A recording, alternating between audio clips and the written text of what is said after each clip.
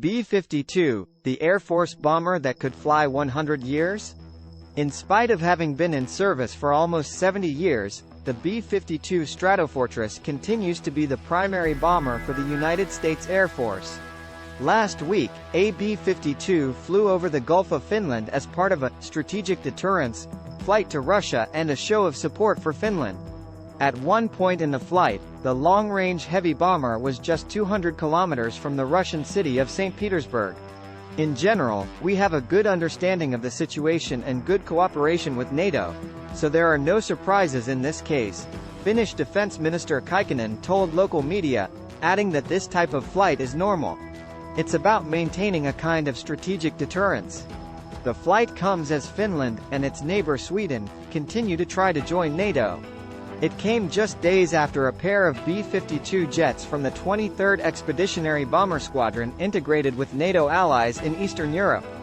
The bombers, deployed at the Moron Air Base, Spain, as part of a bomber task force mission, flew across the Mediterranean and headed for Bulgaria to join the Bulgarian armed forces, thus contributing to reinforcing NATO's position in Eastern Europe.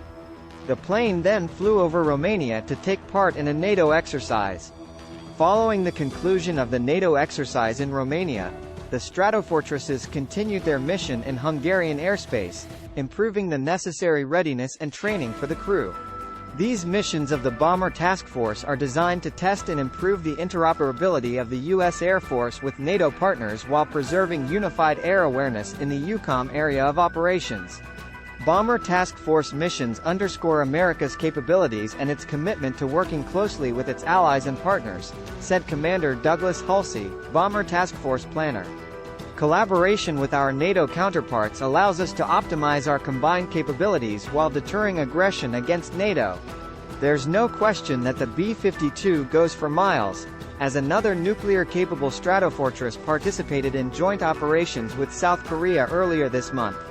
The B-21 Raider is coming, and the B-52 is not leaving.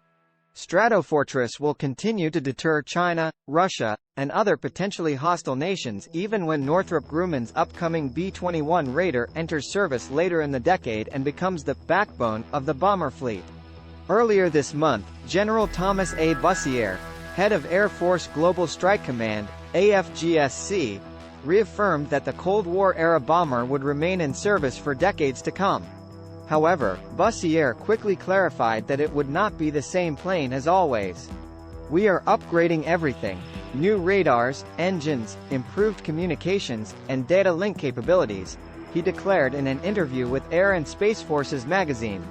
A big payload and the ability to carry a wide variety of ordnance, including long-range missiles and hypersonic weapons, ensure that it will continue to serve as the Air Force's primary airlifted despite its lack of stealth capabilities.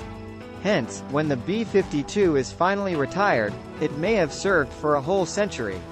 Thanks for watching.